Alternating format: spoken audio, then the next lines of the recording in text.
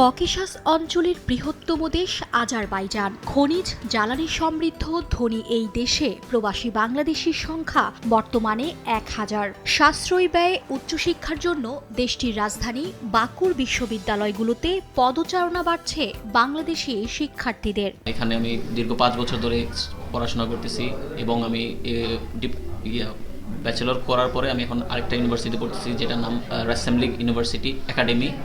তো আসলে এখানে স্টুডেন্ট ভিসাতে সব কিছুই ঠিক আছে, কম টাকায় কম খরচে পড়ালেখাটা করা যায়। বাট এখানে একটা অসুবিধা হলো কি, এখানে পার্ট টাইম জবের কোনো সুযোগ নাই। স্টুডেন্টদের ওই কোনো অ্যালাউ নাই যে তারা পার্ট টাইম জব করে তাদের এক্সপেন্স চালাবে।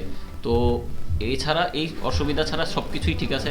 আমরা এখানে পড়াশোনা চিপ প্রাইসে ভালো পড়াশোনা করা যায় এবং এখানে মেডিকেল পড়াশোনাটা অনেক বেশি ভালো, যেখানে আমাদের বাংলাদেশি ইন্ডিয়ান স্টুডেন্টরা এসে মেডিকেল কমপ্লিট করতেছে খুব কম টাকায়। এখানের ডিগ্রিটা পুরো ইউরোপে অ্যাকসেপ্টেবল। কেন বলতেছি, 3 মাস আগে আমার ফ্রেন্ড এখান থেকে ডিপ্লোমা গ্র্যাজুয়েশন করার পরে সে এখন পোল্যান্ডের একটা ইউনিভার্সিটিতে মাস্টার্সের জন্য অ্যাপ্লাই করছে এবং সে ইজিলি ভিসা করে এখান থেকে চলে গেছে এবং তার 30% স্কলারশিপ পাইছে এখানের। এবং এখানে যখন ডিগ্রিটা পাবে সেটা এখানের ministry of foreign affairs apostille করে দেয় এবং আমাদের অ্যাম্বাসি থেকেও এটা অ্যাপোস্টিল করানোর পরে তারপরে অনেক জায়গায় ইউরোপের সব কান্ট্রিগুলোতে এটা গ্রহণযোগ্য হয়। ইন্টার শেষ করিয়ে আইছি বাংলাদেশও, আমার গ্যাপ হয়েছে না বেশি দিন। পরে আমি চিন্তা করলাম যে আজারবাইজান কিলা থাকা যায়। তখন দেখলাম যে স্টুডেন্ট ভিসা লাগানি যায়। আমি স্টুডেন্ট ভিসা লাগানি লাগি তৈয়ার হয়ে গেছি।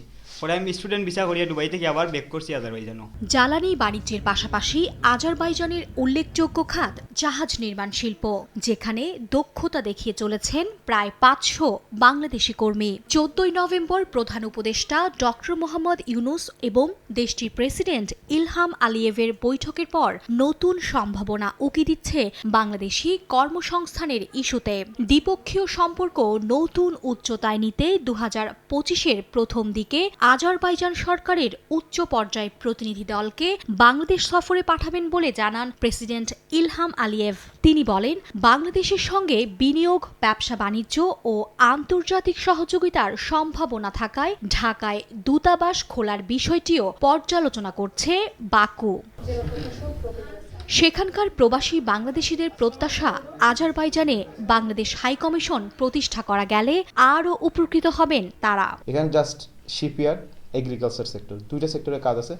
বাংলাদেশ থেকে যদি কেউ কাজের ভিসা নিয়ে আসতে চায়, এখানে বিভিন্ন ধরনের যেগুলো শিপইয়ার্ড কোম্পানি আছে, ঠিক আছে, এই শিপইয়ার্ড কোম্পানিতে আপনাদের সিভিটা জমা দিতে পারেন, সিভিটা সেন্ড করতে পারেন ইমেলে, এবং পাঠানোর পর ওরা যদি দেখে যে আপনার সার্টিফিকেট, এক্সপিরিয়েন্স সার্টিফিকেট, কিছু ভিডিও যেটাতে আপনি কাজ করছেন এক্সপিরিয়েন্সটা দেখাতে পারেন, তাহলে আপনারা ওখান থেকে আপনারা জব কন্ট্রাক্টটা পেয়ে থাকবেন, ওয়ার্ক পারমিট যেটা থাকে ওটা পেয়ে থাকতে পারেন, যদি ওদেরকে কনভিন্স করতে পারেন আসলে আপনি একটা স্কিল ওয়ার্কার। এভাবে কাজের সুযোগ আছে। যদি ইন ফিউচারে যদি আমাদের সাথে ডিপ্লোমেটিক রিলেশনটা যদি বাড়ে, তাহলে কাজের সুযোগটাও বাড়বে। আর স্টুডেন্টদের জন্য সুযোগ আছে, যারা পড়ালেখা করতে আসতে চায় ওরা আসতে পারে। বা সমস্যা হচ্ছে এখানে জব নেই, জবের একটা সমস্যা। যদি গভর্নমেন্টের সাথে আমাদের কূটনীতিক রিলেশনটা ভালো হয়, যদি গভর্নমেন্ট কোনো সময় করতে পারে, আজারবাইজান গভর্নমেন্টকে রিকোয়েস্ট করে অ্যাটলিস্ট 2 আওয়ার্স 3 আওয়ার্স ওরা মানে কাজের পারমিশন পায়, তাহলে অনেক সুবিধা আছে আর কি। অ্যাম্বাসি না থাকার কারণে আমাদের মালয়েশিয়া শরণাপন্ন হইতে হয়, একটু সময় লেগে যায়। যেখানে আমাদের 1 মাসে লুক আনতে পারি, সেখানে আমাদের 3.5 মাস 4 মাস লেগে যায়। এখানে ব্যাংকিং সিস্টেম বলতে হয় জিরো। এখান থেকে টাকা পাঠানো নট ইজি টু বাংলাদেশ। সেক্ষেত্রে আমাদের অনেকটা ঝামেলা পোহাইতে হয়। আমাদের মিনিমাম $1000 পাঠাতে হয়, সেক্ষেত্রে $50 খরচ হয়, যার জন্য 20,000 করে টাকা পাঠানোর ফ্যাসিলিটি এখানে নেই।